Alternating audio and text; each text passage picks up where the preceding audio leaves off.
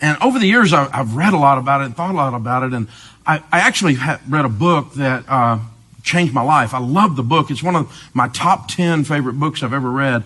It's written by an Orthodox Jewish rabbi. My friend, he's become a good friend of mine, Rabbi Daniel Lappin.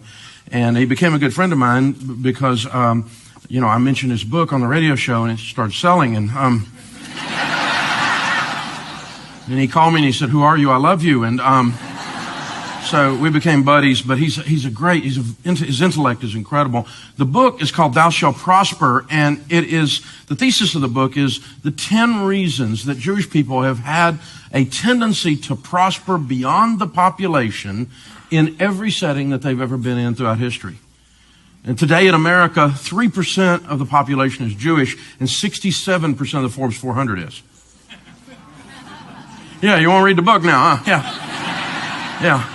But one of the things, there's 10 things in here, and one of the things is generosity.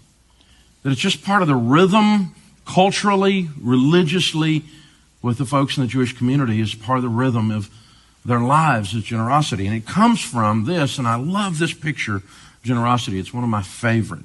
As the Sabbath ebbs away each Saturday night, Jewish families prepare for the productive work week ahead by singing the joyful Havdalah service. The Havdalah service is recited over a cup of wine that runs into the saucer beneath.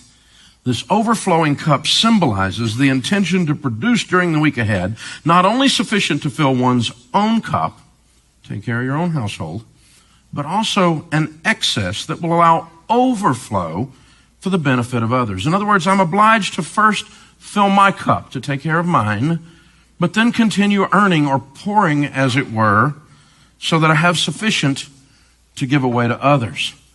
So the principle is, if the cup represents what we spend on ourselves, the principle is your lifestyle should always be less than your income. So I don't care how big your cup is. You can have a gloriously wonderful lifestyle as long as it's smaller than your income, so that there's overflow to be used for the good of others.